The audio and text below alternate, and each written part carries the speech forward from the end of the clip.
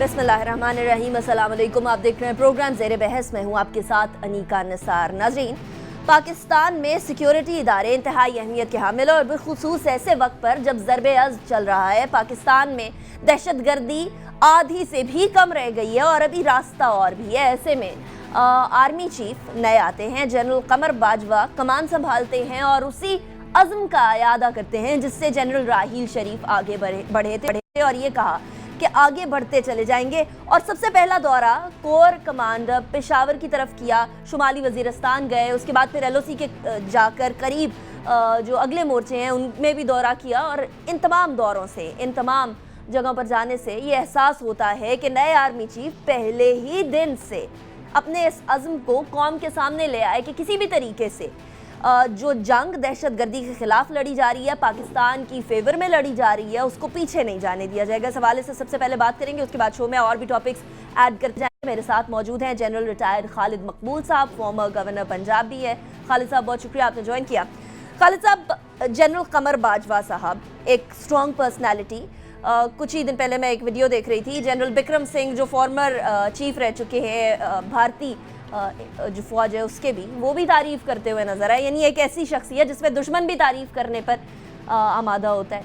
ये आए हैं, इनके आने की सिग्निफिकेंस और इनकी पॉलिसीज़ में क्या कोई फ़र्क होगा या उसी तरीके से फ़ौज उसी पॉलिसी को टो करेगी? देखिए, फ़ौज एक मजबूत इदारा है, इसकी अपनी रवायतें हैं, इसके अपने ट्रेनिंग के सिस्टम्स हैं। तो जनरल कमर बाजवा तकरीबन उन्हीं पॉलिसियों को लेकर आगे चलेंगे जो फ़ौज की पॉलिसियां हैं। फ़ौज की पॉलिसियां वो हैं जो मुल्क की पॉलिसियां हैं, जो मुल्क के मफाद में बेहतर हैं। यकीनन वो एक बहुत तजर्बाकार सिपाही हैं, उनका अपना ताल्लुक़ एक फ़ौजी घराने से है, वो पाकिस्तान के साथ बहुत अक़ीदत रखते हैं, उनकी दीन के ऊपर नबी सल्लल्लाहु अलैहि वसल्लम के साथ जो अक़ीदत और जो उनका एक जो उनका ईमान है वो बहुत मजबूत है।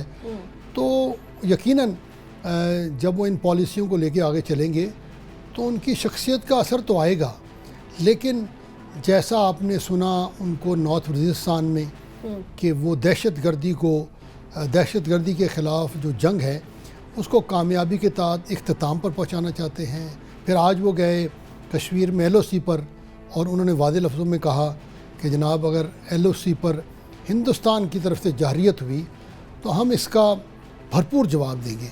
तो इन चीज़ों से तो बिल्कुल यही ज़ाहिर होता है कि वो तमाम पॉलिसियाँ जो जनरल रहील शरीफ के दौर में थी और जो मुल्क के मफाद में हैं उनको लेकर जनरल कमर बाजवा और तीनों अफवाज पाकिस्तान लेकर आगे चलेंगी, क्योंकि ये एक शख्स की पॉलिसियों से हटकर ये कौमी और एक इदारे की पॉलिसियाँ होती हैं। यकीनन उनकी ज़ात जो है, उनका एक तजर्बा जो है, उसका रंग तो सामने कहीं गालिब आएगा। लेकिन अगर हम पाकिस्तान की सिक्योरिटी पॉलिसीज़ की बात करें, और मैं उसको दोबारा दिलाना चाहता हूँ, हम हिंदुस्तान के दबाव का कैसे मुकाबला करना चाहते हैं, हम दहशत गर्दी की जंग को किस तरह जीतना चाहते हैं, हम बलूचिस्तान में तरक्की के अमल को कैसे आगे बढ़ाना चाहते हैं, कराची में अमन कैसे कायम होगा, CPEC का जो मंसूबा है जिससे पाकिस्तान का मुस्तक़बिल वाबस्ता है, उसको कैसे तकमील तक पहुँचाया जाएगा। तो मैं नहीं समझता कि अफवाज पाकिस्तान इन तमाम पॉलिसियों से किसी सूरत में भी इनहराफ करेंगी या पीछे हटेंगी।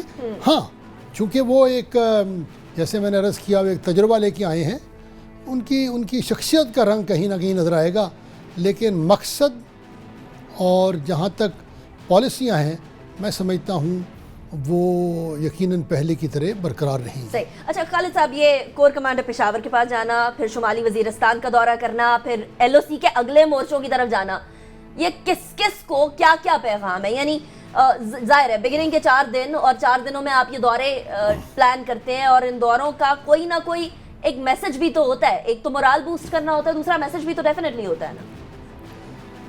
देखिए, पाकिस्तान की फ़ौज गो के पाकिस्तान की फ़ौज है, लेकिन इसका असर ख़ित्ते पर है, बल्कि इसका असर दुनिया पर भी है। इसलिए जनरल राहील शरीफ जब रिटायर हुए हैं तो उनकी कामयाबियों के बारे में मैंने امریکی ریٹائرڈ فوجی افسروں کے بیانات پڑھے ہیں جو اس وقت ان کی وائٹ ہاؤس کے ترجمان ہیں، ان کے بیان پڑھے ہیں۔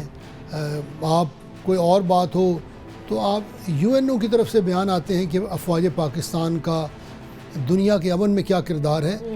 تو یہ جو افواج پاکستان ہیں، یہ باوجود اس کے کہ یہ ایک مقامی فوج ہے، اس کا اثر تو پوری خطے اور پوری دنیا پر ہے۔ اور پیغام دیکھیے بڑے واضح ہے۔ پیغام پہلی بات تو یہ ہے کہ جیسے آپ نے شروع میں کہا کہ پاکستان میں سیکیورٹی کے مسئلے ابھی بھی موجود ہیں، کیونکہ پہلے کی حالت بہت بہتر ہوئی ہے۔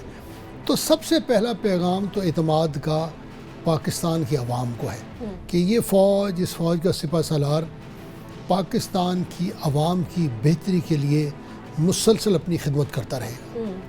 دوسرا پیغام پاکستان کے اندرونی دشمن بھی ہیں جنہوں نے یہ دہشت گردی پھیلائی ہوئی ہے، صوبائیت کو فروغ دیتے ہیں، ٹارگٹ کلنگ کرتے ہیں۔ دوسرا پیغام ان لوگوں کو ہے کہ جناب رحیل شریف صاحب تو چلے گئے ہیں، جو اگلا سپہ سالار آیا ہے وہ ان کی پالیسیوں کو لے کر پاکستان مخالف قوتوں کے خلاف ہر وقت نبرد آزما رہے گا۔ صحیح۔ تیسرا پیغام اپنے جو دوسرے دشمن ہیں ہمارے ارد گرد ان کے لیے ہے کہ کمانڈ کی تبدیلی سے اس کا یہ مطلب نہیں ہے کہ سوچ میں فرق آئے گا۔ ہم اپنے مفادات کے لیے ہمیشہ تیار رہیں گے۔ ہم کسی سے جنگ نہیں چاہتے کہ جنگ مسلط کی گئی، ہم اس کا بھرپور جواب دیں گے۔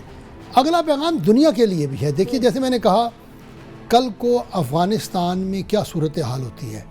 چین دیکھ رہا ہے کہ پاکستان جس نے سی پیک میں شمولیت کی ہے، رشیا دیکھ رہا ہے کہ جس نے $3 بلین کی پائپ لائن کے لیے پاکستان میں سرمایہ کی ہے، کیونکہ لوگ کہہ رہے ہیں کہ رشیا سی پیک میں شامل نہیں ہوگا۔ یہ کہنے کی بات ہے، رشیا اور چائنا کے جس قسم کے تعلقات ہیں، جب سی پیک بنتی ہے وہ تو ایک راستہ ہے ان کے لیے، وہ کھل جائے گا راستہ، وہ بھی شریک ہوں گے۔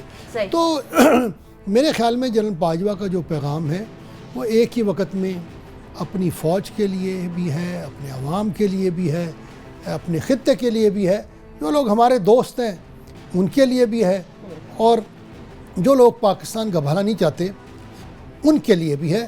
اور یہ سب پیغام کوئی یہ زبانی جمع خرچ نہیں ہے۔ اگر آپ افواج پاکستان کی پچھلے 10-12 سال میں کارکردگی دیکھیں تو اس میں ہمارے نیوکلیئر کے جو صلاحیت ہے اس کا بڑھنا ہو، ملک میں یونیورسٹیاں کھولنی ہوں، کیڈٹ کالج کھولنے ہوں، دہشت گردی کے خلاف جنگ ہو، بلوچستان میں امن کی بات ہو، کراچی میں امن کی بات ہو، سی پیک کے منصوبے ہوں، اور سی پیک کا جتنا کام آج کر رہی ہے وہ FWO کر رہی ہے، NLC کر رہی ہے۔ تو دیکھیں یہ ایک ایسی فوج ہے جس کا پاکستان کے ہر شعبے سے تعلق ہے۔ وہ کہ مجھے معلوم ہے پاکستان کے کئی لبرل جو ہیں وہ اس بات پر بڑی تنقید کرتے ہیں کہ جناب یہ کیسی فوج ہے کہ یہ DHA بھی چلاتی ہے، یونیورسٹیاں بھی چلاتی ہے۔ لیکن دیکھیں جب اس فوج کو دشمن کے خلاف کھڑے ہو کر لڑائی کرنے کے لیے کہا جاتا ہے تو اس فوج کا ایک سپاہی، ایک نوجوان افسر، ایک سینئر افسر جو ہے اپنی جان کی قربانی دیتا ہے۔ تو پاکستان کے مفاد کے ساتھ افواج پاکستان کی زندگی اور ان کا مفاد منسلک ہے، اور میرے خیال میں انہوں نے کہیں بھی قوم کو مایوس نہیں کیا۔ مجھے لگتا ہے کہ انشاءاللہ وہ آنے والے دنوں میں بھی لوگوں کی توقعات پہ پورا اتریں گے۔ اچھا خالد صاحب، آپ خطے کی بات کر رہے ہیں تو خطے میں اور بھی بہت سارے چیلنجز ہیں، اور ان چیلنجز کے اندر سے ایک تو وہ ساتھ ہوا، پھر ہارٹ آف ایشیا میں کیا ہونے جا رہا ہے، ہمارا کیا رویہ تھا، بھارت کا کیا رویہ تھا، اور رویوں کی بات کریں گے تھوڑی عالمی سطح پر بھی آئیں گے، لیکن ابھی مجھے بریک کی طرف جانا ہے، اور بریک کے بعد واپس آئیں گے تو اس حوالے سے بات کریں گے کہ سیکیورٹی سچویشن کے مد نظر باقی سچویشن جو خطے کی صورتحال ہے وہ کیسے تبدیل ہوتی ہوئی نظر آئے گی۔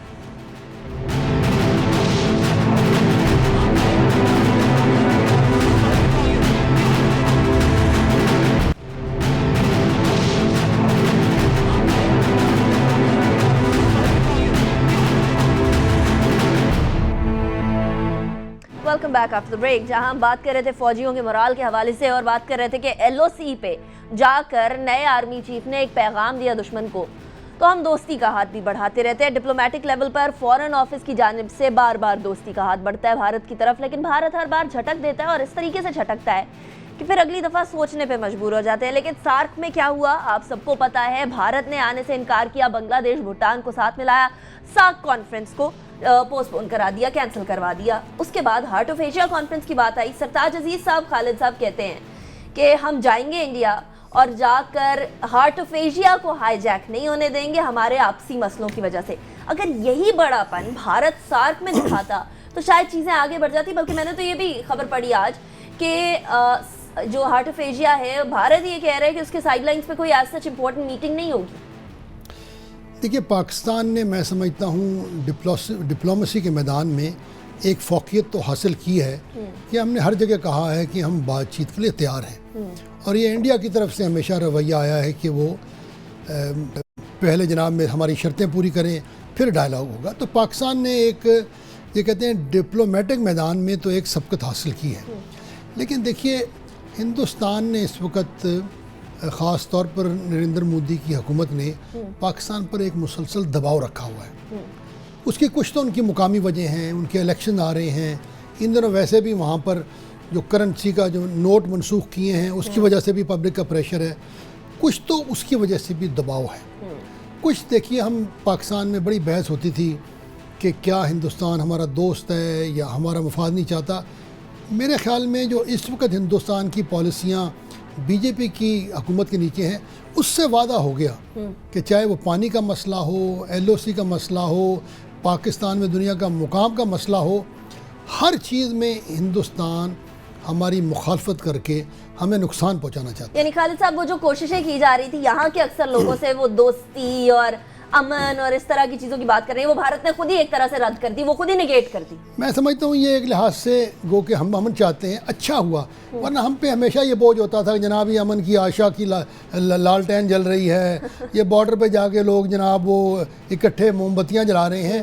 ہندوستان نے بڑے واضح طور پہ بتا دیا ہے کہ وہ پاکستان کا بھلا نہیں چاہتا, وہ دنیا کے ساتھ مل کر پاکستان کو نقصان پہنچانا چاہتا ہے, سی پیک میں مداخلت کرنا چاہتا ہے, پاکستان میں واضح طور پر فوجی طور پر, اقتصادی میدان میں, ڈپلومیٹک حلقوں میں, سائیکلوجیکل میدان میں, ہر میدان میں ہمیں نقصان پہنچانا چاہتا ہے. کبھی ہمارے سنگرز کو نہیں آنے دیتے, پہلوانوں کو نہیں آنے دیتے, عورتوں کو کبھی کبھی آنے دیتے ہیں. تو مجھے نہیں لگتا کہ یہ ہارٹ آف ایشیا کانفرنس کا کوئی مثبت نتیجہ نکلے گا, کیونکہ پاکستان وہاں جا کے کہے گا ہم افغانستان میں امن کے لیے کوشاں ہیں, ہم چاہتے ہیں افغانستان میں امن ہو, ہمیں سب سے زیادہ نقصان ہوگا افغانستان میں امن نہیں ہوگا. لیکن چونکہ جو افغانستان کی رولنگ جنتا ہے, جو ان کا جو اقتدار میں لوگ ہیں, وہ سارے ہندوستان کے زیر اثر ہیں. وہ سارے وہ لوگ ہیں جو ناردرن الائنس میں بڑے بڑے لیڈر تھے. ہندوستان اور افغانستان مل کر وہاں وہی پرانی بات ہوگی کہ پاکستان کی طرف سے مداخلت ہے. حقیقت یہ ہے کہ اس وقت افغانستان میں چاروں طرف سے جو افغان حکومت مخالف فورسز ہیں, طالبان ہوں, داعش ہو, انہوں نے ہر طرف سے گھیرا ڈالنا جو ہے وہ تنگ کر رہے ہیں, ان کا گھیرا تنگ ہو رہا ہے. کئی شہر ان کے قبضے میں, کئی شہر قبضے میں. اور دوسرا ایک چیز جو ظاہر ہو رہی ہے کہ جو امریکہ نے پچھلے 15 سال میں 800 سے زیادہ بلین ڈالر استعمال کیے, ان کا کوئی فائدہ نہیں ہوا. اس وقت افغان میں پڑھا تھا امریکن رپورٹیں کہ افغانستان کی فوج میں بھرتی ہونے کے لیے, ایک میجر بھرتی ہونا ہے تو $50,000 آپ کو رشوت دینے پڑتے ہیں. تو وہاں پر چاہے وہ ڈرگس کا استعمال ہو, چاہے وہاں پر ناانصافی کی بات ہو, ہر محاذ پر وہاں پر حالات بڑے مخدوش ہیں. لیکن امریکہ, ہندوستان اور افغانستان سارا بوجھ پاکستان پہ ڈالے گا, اور ہم یقیناً اپنا نقطہ نظر وہاں بیان کریں گے. کیونکہ میں سمجھتا ہوں آنے والے دنوں میں اس خطے میں انڈیا اور افغانستان سے زیادہ چائنا, روس اور ایران افغانستان کے حل کے لیے بہتر کردار ادا کریں. خالد صاحب, آپ امریکہ کی بات کریں, پہلے تو وہ جو آپ نے بتایا کہ نشاور چیزوں کے جتنے بھی کھیت وغیرہ تھے وہ جلا دیے گئے تھے, امریکیوں کے آنے کے بعد وہ زیادہ بڑھے ہیں اور اس کی ایکسپورٹ بھی زیادہ بڑھی ہے, وہ جو اسمگلنگ وغیرہ کا معاملہ ہے. لیکن امریکہ کی بات کریں, ہم ایک طرف ڈپلومیسی اور پازیٹیو ڈپلومیسی کرتے ہیں ہمارے ممالک کے ساتھ, اسپیشلی ہمارے جو ہمسائے ہیں جو ہمارے کبھی بھی بہتر نہیں چاہتے, اچھا نہیں چاہتے. امریکہ کے प्रेसिडेंट इलेक्ट डोनाल्ड ट्रंप के साथ बात हुई नवाज शरीफ साहब की, उसका ट्रांसक्रिप्ट आ गया सामने पाकिस्तान की जानिब से, उसके अंदर बड़ी फ्लावरी एक तरह से ज़बान इस्तेमाल की हुई सुनाई दी या बताई गई कि जी नवाज शरीफ साहब के साथ बड़े अच्छे तरीके से बात की। ऐसा ट्रांसक्रिप्ट लीक होना और ऐसी सतह पर, जबकि अभी डोनाल्ड ट्रंप प्रेसिडेंट नहीं बने, प्रेसिडेंट इलेक्ट हैं, क्या ये मैच्योर था? देखिए, एक लीडर का दूसरे लीडर को मुबारकबाद देना तो मेरे ख्याल में रवायत के मुताबिक है, और ये कि ये बातचीत अच्छे माहौल में हुई ये भी अच्छी बात है। लेकिन क्या उस बातचीत को हम अमेरिका की पॉलिसी समझकर अपनी पॉलिसी बना लें? मेरे ख्याल में वो एक बहुत जल्दबाजी होगी। तारीखी तौर पर पाकिस्तान के कई अदवार में अमेरिका के साथ बहुत मजबूत ताल्लुकात रहे। हम एक दफ़ा पहले नॉन नेटो अलाइज कहलाते थे, हम अमेरिका की बहुत ज़्यादा डिफेंस पैक्ट का हिस्सा रहे हैं। लेकिन डोनाल्ड ट्रंप जिन पॉलिसियों को लेकर और जिस शख्सियात को लेकर सामने आ रहे हैं, उनमें से कुछ ख़तरे की घंटी भी हैं। ख़ुद डोनाल्ड ट्रंप ने रेडिकल इस्लाम के बारे में बहुत बात की। जो उनके national security adviser general Flint है, उनके भी इस्लाम और ये जो जहादियों के ख़िलाफ़ जो वो बात करते हैं, उसके बारे में उनके जो तसरात ये ख़यालात हैं वो बड़े सख्त हैं। अभी जिन साहब को उन्होंने सेक्रेटरी डिफेंस लगाया हुआ है, वो सिंह सेंट काम रहे हुए हैं, यानी हमारे ख़ित्ते को वो जानते हैं, लेकिन उनकी भी जो मशहूरी है बड़े सख्त गिर जर्नैल होने की हैसियत से है। हमें घबराने की ज़रूरत नहीं है। मेरे ख़्याल में पाकिस्तान की अपनी एक वक़्त और एक अपनी जगह है।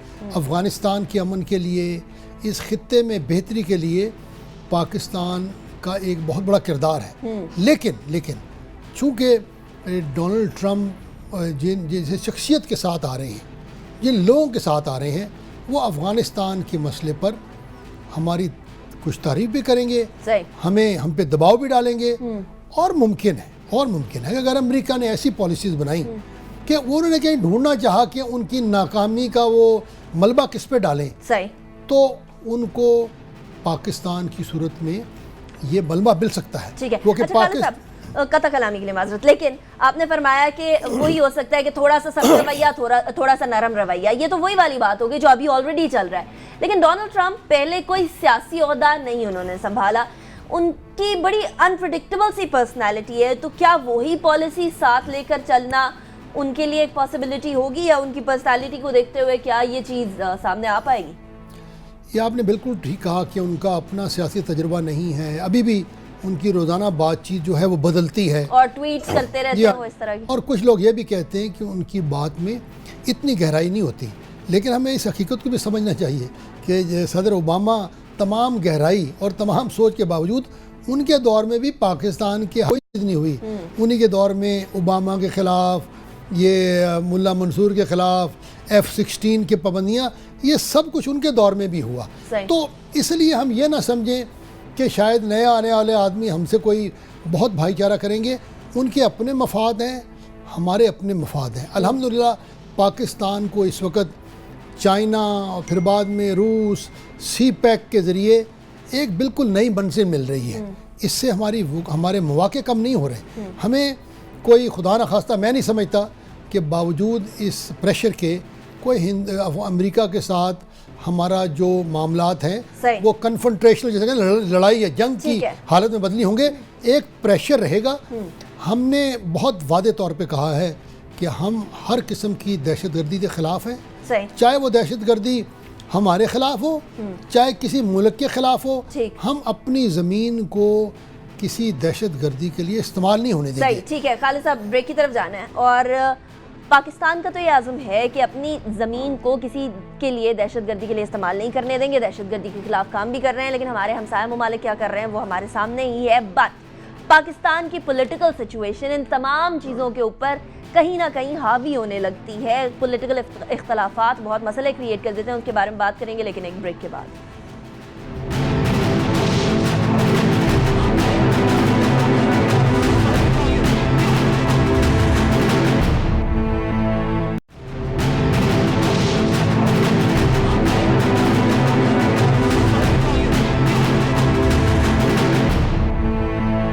वेलकम बैक आफ्टर ब्रेक पे जाने से पहले सिक्योरिटी सिचुएशन की बात की, पाकिस्तान के खित्ते में और आलमी सतह पर किरदार के बारे में बात की, लेकिन पाकिस्तान में सियासी तौर पर क्या हो रहा है? दो जमातें आमने सामने, और दो जमातों में भी رہنما زیادہ آمنے سامنے، بہت سارے الزام تراشیاں بھی ہو رہی ہیں، سپریم کورٹ میں پاناما کا کیس چل رہا ہے، ایسے میں بہت سارے خطوط آتے ہیں. ایک قطری شہزادے کا خط آیا تھا، اس کے بعد ایک خط آیا جس میں یہ کہا گیا کہ ایک شخص کی جانب سے، کاشف مسعود صاحب، ایک پاکستانی برطانوی نژاد پاکستانی کے ایک بیٹے صاحبزادے، انہوں نے یہ کہا کہ مے فیئر کے اپارٹمنٹس لینے میں ان کے والد کے اکاؤنٹ زبردستی استعمال کیے گئے. خالد صاحب، Panama case definitely supreme court میں ہے، وہ معاملہ سپریم کورٹ خود ڈیسائیڈ کرے گی، لیکن نئے نئے پہلو سامنے آ رہے ہیں، نکل کر چیزیں جو ایکسپیکٹ نہیں کی جاتی. آپ کو لگتا ہے یہ ایک پازیٹیو چیز ہوئی کہ پاناما کا مسئلہ سامنے آ گیا، اب عوام کے سامنے معاملہ کھل کر سامنے ہوگا؟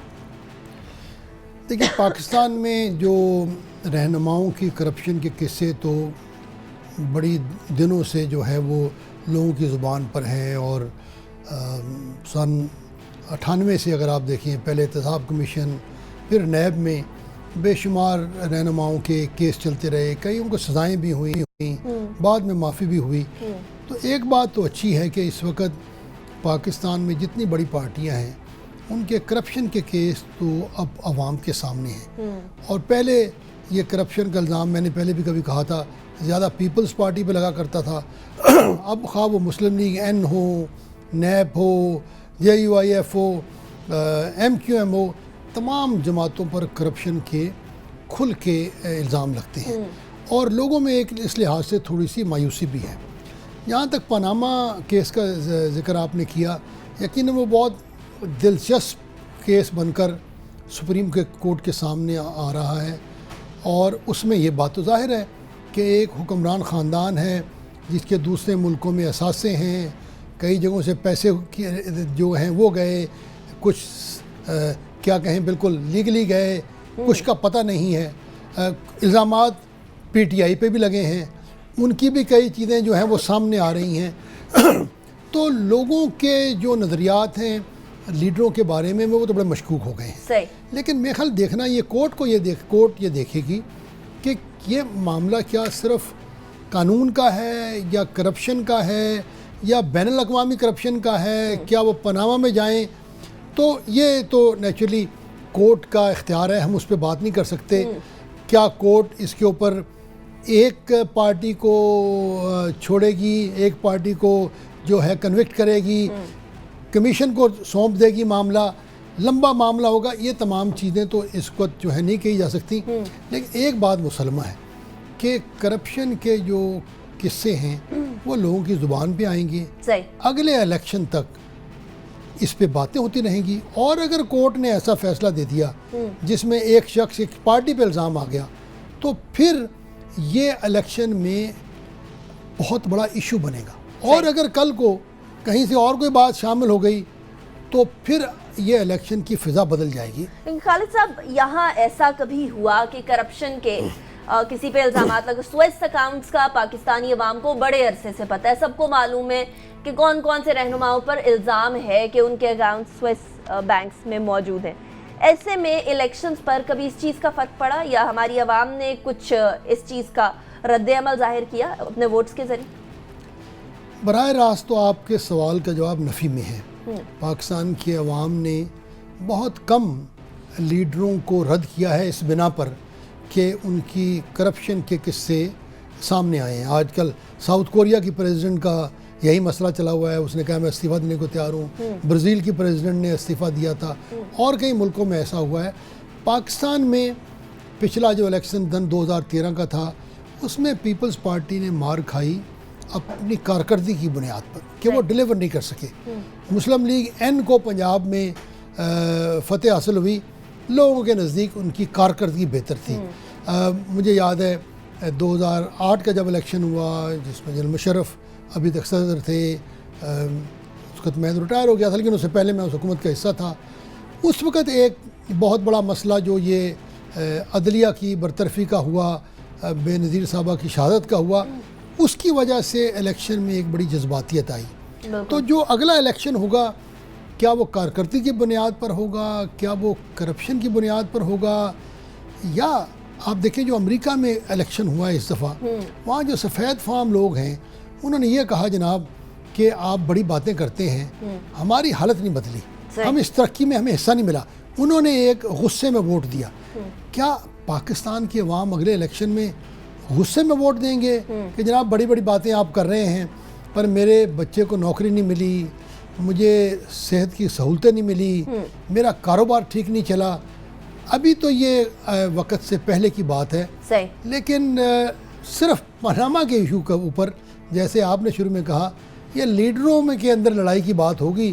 میں نہیں سمجھتا کہ پاناما کے ایشو کے اوپر عوام اس قدر جذباتی ہوں گے کہ وہ اس مسئلے پر اپنا فیصلہ دیں گے. اور خاص طور پر اگر کورٹ کا فیصلہ ابہام کے ساتھ آیا, کمیشن کو چلا گیا, مسئلہ لمبا ہو گیا, تو پھر لوگوں کا رد عمل اور اس کے اوپر نرم ہو جائے. ایسے میں کوئی نئی چیز لے کر آنی پڑے گی خالد صاحب. وہ نئے کچھ جو ایویڈنسز ہیں وہ بھی جمع کروائے. پی ٹی آئی نے پہلے ایویڈنسز کے اوپر سوال بڑے اٹھے تھے. 600 سے زائد صفحات کے اندر بہت سارے ایسے صفحے تھے جو میں نے خود دیکھے جو کوئی اتنے کام کے نہیں تھے. اس کے بعد نئے ایویڈنسز آنا, ایسے میں یہ کیس اپنی جگہ پر آنے والے الیکشن سے پہلے اتنا تو ہمیں پتہ ہے کہ پولیٹیکل پارٹیز کی ایک اسٹریٹجی ہوتی ہے تمام کام تمام کارکردگی الیکشن کے قریب قریب بچا کے رکھیں.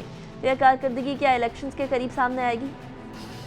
دیکھیے تھوڑا سا تو اس وقت حکومت کو فائدہ یہ ہے کہ تیل کی قیمت کم ہو گئی ہیں, باہر سے ہمیں قرضہ بھی ملا ہوا ہے, پیسہ اس وقت ہر حکومت کے پاس موجود ہے. لیکن ہمارے یہاں پیٹرول کی قیمتیں زیادہ ہو گئی. وہ ٹھیک کہہ رہی ہیں آپ. تو یہ پیسہ استعمال ہوگا. یہ جسے پاکستان کا بنیادی مسئلہ میں نے بڑی دفعہ پہلے کہا ہے, پانی ہمارا سب سے بڑا مسئلہ ہے. بالکل. تعلیم ہمارا سب سے بڑا مسئلہ ہے. صحت ہماری سب سے بڑی مسئلہ ہے. بنیادی امن و امان ہمارا مسئلہ ہے. لیکن اگلے 1.5 سال میں آپ دیکھیں گے تمام حکومتیں جو ہیں وہ لوگوں کو خوش کرنے کے لیے کبھی زراعت کا کوئی پیکج آئے گا, کبھی غریبوں کی امداد کا پیکج آئے گا, جو کہ اچھی چیزیں ہیں, بذات خود یہ بری چیزیں نہیں ہیں. اور اس قسم کے کام ہوں گے جو سیاسی طور پر زیادہ مقبول لگیں گے. پیپلز پی ٹی آئی جو ہے, پی ایم ایل این جو ہے وہ ترقیاتی کاموں کو لے کے سامنے جائے گی, بجلی کے منصوبوں کو سامنے لے کے جائے گی. پی ٹی آئی جو ہے وہ شاید کچھ اپنا کے پی کے کی حکومت, لیکن زیادہ وہ پی ایم ایل این کی کرپشن کی بات کرے گی. پیپلز پارٹی میں ایک نیا تجربہ ہونے والا ہے. ان کے نوجوان لیڈر بلاول صاحب جو ہیں وہ پیپلز پارٹی کو نئی قیادت دیں گے. لیکن بدقسمتی سے اگر اس قیادت میں غریب عوام کے لیے, جسے کہتے ہیں, میں نہیں کہتا بائیں بازو کی سیاست, لیکن اگر غریب اور کم مراد یافتہ عوام کے لیے اس میں ایک واضح پیغام نہ ہوا, اور اگر سندھ کی حکومت نے ایسے عملی اقدامات نہ کیے جس سے یہ تاثر گیا کہ ان لوگوں نے اچھی گورننس کیا, غریب کو فائدہ کیا ہے, تو میں نہیں سمجھتا کہ صرف نعرے بازی سے کام چل پائے گا, ووٹ لے لیں گے. اچھا خالد صاحب کوئکلی, آپ نے فرمایا بلاول بھٹو زرداری آ رہے ہیں اور وہ نئی قیادت دیں گے, جبکہ زرداری صاحب ابھی بیکنگ پہ ہیں اور ہمیں پتہ ہے کہ زرداری صاحب کا کافی انفلوئنس ہے, وہ ابھی ختم نہیں ہوا. مراد علی شاہ صاحب کو لے کر آئے بلاول ایز چیف منسٹر, کیا تبدیلی آ گئی؟ بڑا ہم لوگوں نے دیکھا تھا بگننگ میں کہ بڑا پروٹوکول کے بغیر چلنے کی کوشش, اس کے بعد پھر وقت پر پہنچنا دفتر, کیا تبدیلی آئی؟ شاید مراد صاحب ایک نوجوان لیڈر ہیں, ان کی سوچ ایک بڑی جیسے کہیں مستقبل کی آگے سوچنے والی سوچ ہے, لیکن کیا وہ بااختیار ہیں ہر معاملے میں؟ کیا وہ خود ترقیاتی کاموں کی پالیسیاں بنا سکتے ہیں؟ سندھ میں لوگوں کو نظر آئے کہ یہ سارے فائدے ان کو ہو رہے ہیں. جو مجھے ابھی تک آواز آ رہی ہے کہ وہاں پر ابھی بھی فیصلے کہیں اور ہوتے ہیں, اور سندھ کی بیوروکریسی لوور بیوروکریسی ہے, وہ کسی اور کام کے لیے کام کرتی ہے. یہ جو ڈیولپمنٹ ہے, ترقیاتی کام ہے, ان کا ابھی تک لوگوں کو فائدہ نظر نہیں آیا. تو کئی لوگ کہتے ہیں کہ شاید اگلا الیکشن بھی 2013 کی طرح ہوگا. کئی لوگ کہتے ہیں نہیں, اگر الیکشن امریکہ میں مختلف ہو سکتا ہے تو پاکستان میں بھی مختلف ہو سکتا ہے. چلیں غازی صاحب, یہ تو آنے والے الیکشن میں پتہ چلے گا مختلف ہوگا, یا وہ عوام وہی کام کریں گے کہ قریب قریب جس نے فیور کر دی یا جس نے پھر ترقیاتی کام کر دیا اسی کو ووٹ مل جائے گا, یا پھر پوری 5 سال کی کارکردگی عوام دیکھ کر جج کریں گے. بریک کی طرف جائیں گے, بریک کے بعد شو کو کنٹینیو کریں گے.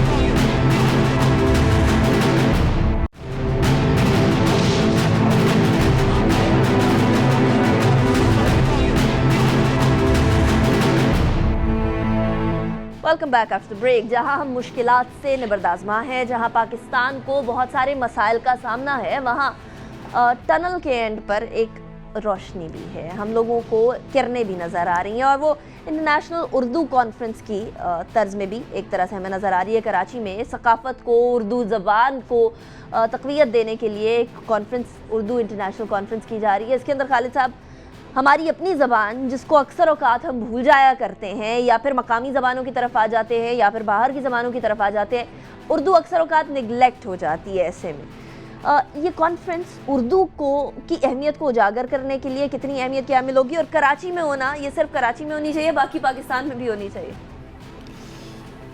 میرے خیال میں ہمیں یہ چیز ذہن میں رکھنی چاہیے کہ ہم ایک بہت بھرپور اور بھاری ثقافت کے امین ہیں. دیکھیے, اس وقت پوری دنیا میں اردو بولنے والے لوگ ہیں, پنجابی بولنے والے لوگ ہیں, سندھی بولنے والے لوگ ہیں, پشتو بولنے والے لوگ ہیں. ہم ان تمام, ہمارے پاس یہ تمام بین الاقوامی جو ہے رشتے موجود ہیں. اگر آج پاکستان میں پشتو ٹیلی ویژن چلتا ہے, تو مجھے ایک دوست بتا رہے تھے جی ہمیں سعودی عربیہ سے ہمارے پشتون بھائی رنگ کرتے ہیں, جناب ہمارے لیے یہ گانا لگا دیں. پنجابی سننے والے پوری دنیا میں موجود ہیں. تو ہمیں اپنی ثقافت پر فخر کرتے ہوئے اس ثقافت کو دنیا میں تعارف اس کا کروانا چاہیے. اس کے لیے ضروری ہے کہ پہلے ہم خود اپنے ملک میں ان چیزوں کو مضبوط کریں, زبان کو تعلیم کا ذریعہ بنائیں, تحقیق کا ذریعہ بنائیں, لوگوں کو ترویج دیں, زبان استعمال کریں, قومی زبان بھی اور علاقائی زبان بھی. اپنے ٹیلی ویژن, اپنے ریسرچ سینٹر کے ذریعے ہم اس طرف بھرپور توجہ نہیں دے رہے. اچھی بات یہ ہے, باوجود اس عدم توجہی کے, پاکستان میں قومی اور مقامی زبان کا جو لٹریچر ہے, ادب ہے, وہ پنپ رہا ہے. لوگ لکھ رہے ہیں, شاعری لکھ رہے ہیں, ڈرامہ لکھ رہے ہیں, افسانہ لکھ رہے ہیں, پڑھا جاتا ہے, بولا جاتا ہے. گو کہ میں کہوں گا کہ کبھی کبھی میڈیا جو ہے وہ ان چیزوں کو پیچھے دھکیل دیتا ہے, کیونکہ میڈیا وہ بات کرتا ہے جو گہری نہیں, صرف وقتی طور پر لوگوں کو میں مقبول ہوتی ہے. تو یہ تو اچھی بات ہے کہ کراچی میں یہ ایک بین الاقوامی اردو کانفرنس ہو رہی ہے, دنیا کے مندوبین آئے ہوئے ہیں. ہمیں اتنا اچھا موسم ہے ہمارے پاس اس وقت. اس موسم میں پورے پاکستان میں ثقافتی میلے ہونے چاہیے تھے, مشاعرے ہونے چاہیے تھے, ڈرامے ہونے چاہیے تھے, کھیلیں ہونی چاہیے تھی, فوڈ سٹریٹ ہونی چاہیے تھی, تاکہ دنیا یہ دیکھے کہ یہ دہشت گردی میں کامیابی کے بعد اس ملک کا رنگ بدل رہا ہے. مجھے نہیں معلوم کہ کیوں ہم ابھی تک گھبرا کر آہستہ جا رہے ہیں. ہمیں تھوڑا سا خطرے کا سامنا کرتے ہوئے پاکستان میں ثقافت کو بھرپور طور پر آگے لانا چاہیے. مجھے بڑی خوشی آئی, میں سن رہا تھا کہ ایک نئی فلم بنی ہے جس میں اس نوجوان, شاید اس کا نام اعتزاز تھا, جس نے اپنے اسکول کو بچایا. بالکل, اس کے اوپر فلم بنی. آپ دیکھیں, یہ پچھلے 15 سال سے جو ہم دہشت گردی کی جنگ لڑ رہے ہیں, جو سیاچن میں جس طرح ہمارے جوانوں نے قربانی دی ہے, پھر ہمارے ملک کا غریب آدمی جس طرح محنت کر کے اوپر آ رہا ہے, جو باقی لوگ ہر ادارے میں کام کر رہے ہیں, یہ سب ہمارے لیے ایک ٹاپک یا تھیم ہے جس پہ ڈرامے, فلمیں بن سکتی ہیں. یعنی نیگیٹو چیزوں کے علاوہ پازیٹیو چیزیں بھی دکھائی جا سکتی ہیں خالد صاحب, اور پازیٹیو چیزوں سے پاکستان بھرا پڑا ہے. ایک پازیٹیو چیز کراچی کی کیونکہ بات کر رہے ہیں, اور کراچی میں جس طریقے سے انٹرنیشنل اردو کانفرنس بڑھ رہی ہے, تو کراچی کو باہر کے مندوبین کے لیے, باہر کے ٹورسٹ کے لیے پریزنٹیبل بنانا بھی تو اہمیت کا حامل ہے. ایسے میں وسیم اختر صاحب جو میئر ہیں کراچی کے, انہوں نے صفائی کا بیڑا بھی اٹھایا ہے, کچھ NGO سے بھی بات کی ہے, بہت ساری سیاسی جماعتوں نے ان کی حمایت بھی کر دی ہے. ایسا کم ہی ہوا کرتا ہے, لیکن ایسا کراچی میں ہو رہا ہے. اس کو آپ کیسے دیکھتے ہیں؟ کراچی کے حالات بدلنے والے ہیں یا یہ صرف اور صرف کچھ عرصے کا عزم؟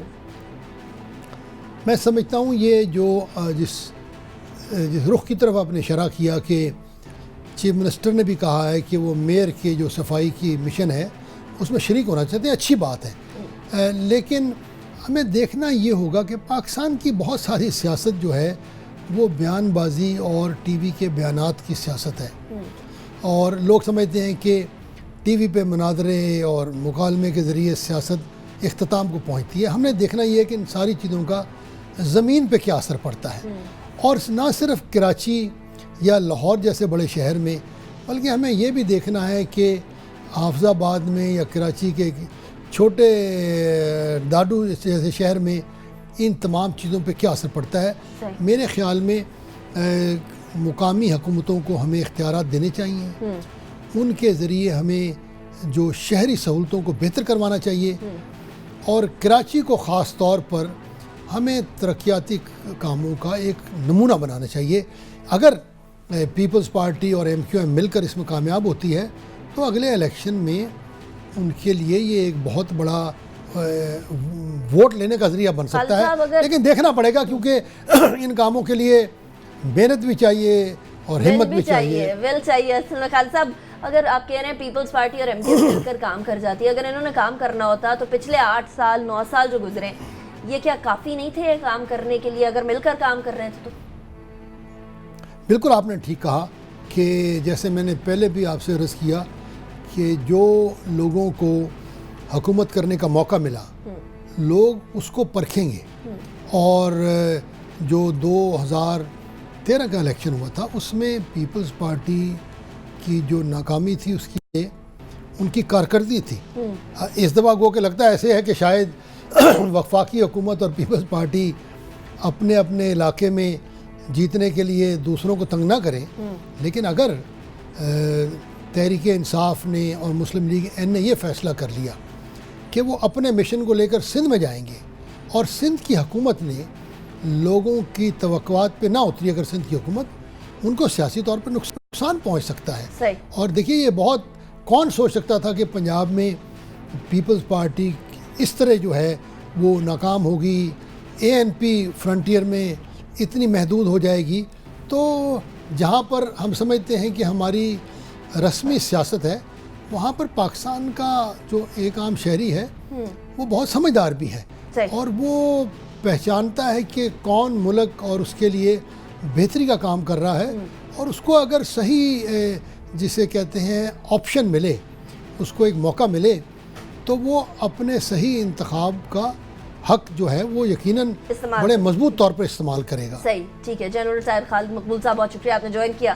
ناظرین, جہاں دیا جائے پاکستانی عوام کو جس کی بات کی, وہ ووٹ کا استعمال تو کریں گے لیکن دیکھیں گے کہ کتنے ذمہ داری سے کریں گے, کیونکہ آنے والے وقتوں میں اب جیسے جیسے الیکشنز قریب آ رہے ہیں تمام سیاسی جماعتوں کی کارکردگی بھی ہمیں بہتر نظر آئے گی, تیز نظر آئے گی, اور کام بھی ہمیں بہت نظر آئیں گے, چاہے وہ آپ کے اپنے علاقے کے MNA MPAs ہوں یا پھر بڑی پوری ملک کی سطح پر کام ہم لوگوں کو تیزی سے نظر آئیں گے. لیکن کیا ہم پورے پچھلے 5 سال کی کارکردگی کو بھول کر صرف اور صرف اگلے 1 سال 1.5 سال کی بات کریں گے, یا پھر واقعی میں پورے ٹینیو کو دیکھیں گے؟ آنے والے وقتوں میں پتہ چل جائے گا. پاکستان بہت سارے چیلنجز سے نبردآزما ہے, ایسے میں ان کا سدباب کرنا انتہائی اہمیت کا حامل ہے, اور آنے والے وقتوں میں سیاسی صورتحال, سیکیورٹی صورتحال اور سول ملٹری تعلقات یہ اس بات کا جواب بھی دے دیں گے کہ پاکستان کس سمت میں جا رہا ہے. ہمارے آج کے شو سے اتنا ہی. ہمیں فیڈ بیک ضرور دیجیے گا. زیر بحث کے نام سے فیس بک, ٹویٹر دونوں پر موجود ہے. اپنا بہت خیال رکھیے گا. پاکستان اور پاکستانیوں کے لیے دعا گو رہیے. Have a nice weekend. اللہ حافظ.